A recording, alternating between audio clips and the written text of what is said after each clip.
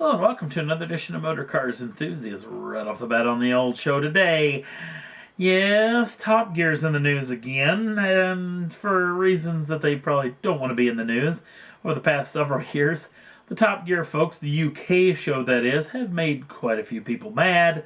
Obviously, they've taken and poked some fun, took some liberties out of a lot of different countries and nations, and apparently it's happened again. If you remember in the past, the whole brouhaha when they were in the southern part of the United States and got rocks pelted at them, they also made fun of some of the folks down in Mexico, and that really didn't do much well. And then talking about last year having, well, I guess it was earlier this year, the fact that maybe Clarkson may or may not have used the N-word. So this show's been in trouble quite a bit. Well, they were on one of their classic little road trips coming, and they got three cars, a Lotus Esprit, a 70s Mach 1 Ford Mustang, and this Porsche 928.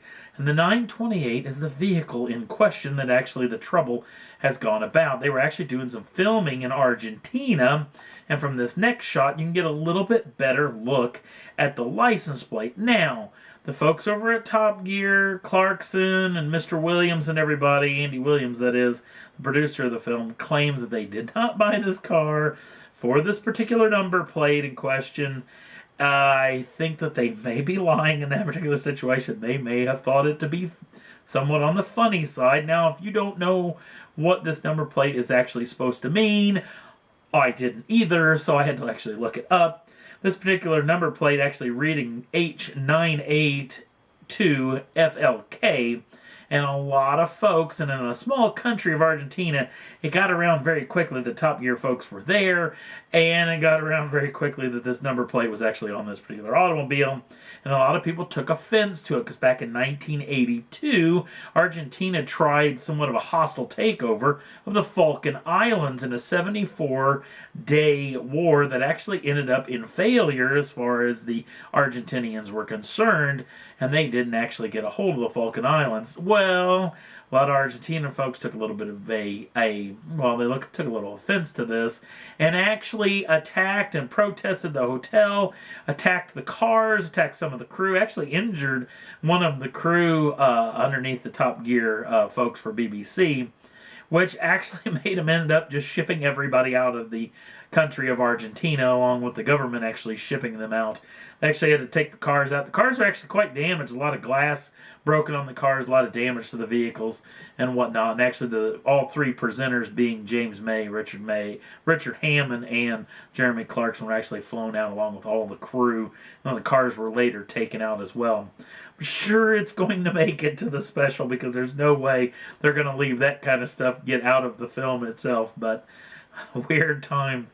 I thought it was kind of a stretch. I mean, good night. It's been a long time ago, but apparently the Argentina folks don't take too kindly to making fun of the Falkland War, so we'll keep you in tune if more comes out about this, but chances are you're going to see it on that Top Gear episode. Next up on the list, you may remember this particular model. This was the XL1. Volkswagen was making this super lightweight, very fuel-efficient vehicle, and which I actually thought was the best looking little eco car I think that I've ever seen, other than the fact that this thing is monster expensive. Well, apparently the folks over at Volkswagen thought that, you know what, on one side of the coin, all the eco people get all the fun out of this car. What about the other side of the same coin, which is the hot rod folks like us? Yes, this particular vehicle made its debut at the Paris Motor Show. This is the XL1 Sport. Now, this particular machine, it's very lightweight, only 2,000 pounds this particular machine weighs, and has a coefficient of drag of 0.258. Very lightweight, very slippery body, and then if you take out that eco power plant that was in the last machine and put in this particular lump, which is a 2-cylinder Ducati motorcycle lump, making 197 brake horsepower. They're claiming this car is going to be able to do 0 to 60 in just 6 seconds with a top speed of 170 miles an hour, and the fact that it looks bloody fantastic. So I'm hoping that they actually make a production version of one of these, but we'll have to wait and see, as it is only in concept form.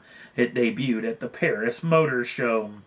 And last up on the list, General Motors is going to build this particular machine, a special edition Chevrolet Camaro. Now, what do you get out of this special edition? Well, most of it is mostly, well, it's kind of appearance type stuff. When it comes to the RS appearance package, was a lot of the ground effect stuff.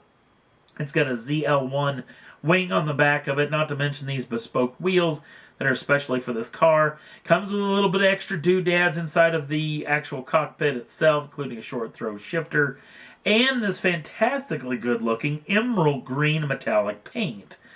Now, this particular special edition is going to be making its official debut at the SEMA show out in Las Vegas in November, but you have a chance of naming this particular machine. If you go to your Twitter account, if you so do have one, and enter in whatever you think this car should be called with the hashtag #NameThatCamaro, you may get your name actually put on this particular machine. Now, that being said, General Motors haven't said this is a contest, nor have they said who gets the special name wins anything. Maybe you might get a trip out to SEMA to actually take a peek at the car, so which that would be pretty fantastic all on its own. So, again, if you want to go to Twitter and just name the car and hashtag it #NameThatCamaro, it'll go right into their contest, and you may get a shot at getting the name that you've come up with on this particular special edition Camaro. And that's all there was that I thought was worth talking about for this edition of Motor Cars Enthusiasts. If you want to jump on over to the Facebook page, the link's down in the show notes. And if you like us over there, we'd appreciate it. Also, if you want to subscribe to the channel, you can do so at any time. Get the first dibs on the brand new shows as soon as they come out. Thanks for watching, and we'll see you again real soon.